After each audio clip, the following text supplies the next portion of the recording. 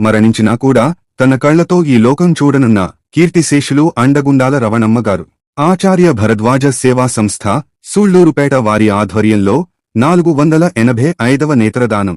తడ మండలం చేనిగుంట బిస్సి కాలనీ వాస్తవ్యులు అయిన 80 సంవత్సరాల అండగుండాల రవణమ్మ గారు 2026 మార్చి 18వ తేదీన మరణించడం జరిగింది. నేత్రదానమును దృష్టిలో ఉంచుకుని వారి కుటుంబ సభ్యులు ఆచార్య భరద్వాజ సేవా సంస్థ వారికి మరణ వార్తను అందజేశారు.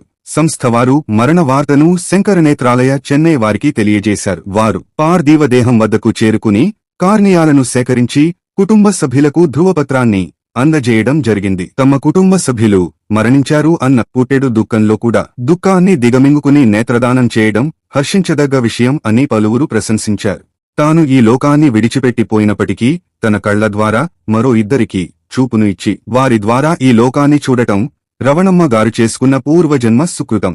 సమాజానికి వారి కుటుంబ సభ్యులు ఈ రూపంలో సేవ చేయడం అభినందించదగ్గ విషయం. నేత్రదానం అంటే కనుగుడ్లు తీసివేస్తారని, కళ్ళు గుంటలు పడిపోతాయని ఒక అపోహ ఉంది. అది ఎంత మాత్రం కాదు.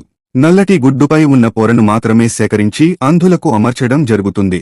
ఆచార్య భరద్వాజ సేవా సంస్థ వారి ఆధ్వర్యంలో వీరిని 485వ నేత్రదాతగా అభివర్ణిస్తూ కీర్తిశేషులు రవణమ్మ గారి కుటుంబ సభ్యులకు సంస్థ ప్రతినిధులు తమ ప్రగాఢ సానుభూతి తెలిపి నేత్రదానం చేసినందుకు ధన్యవాదములు తెలిపారు. వీరిని స్ఫూర్తిగా తీసుకుని నేత్రదానానికి సహకరిద్దాం. రండి, నేత్రదాన ఉద్యమంలో మీరు పాల్గొనండి. కళ్లను కాటికి పంపకండి, అంధులకు కానుకగా ఇద్దాం.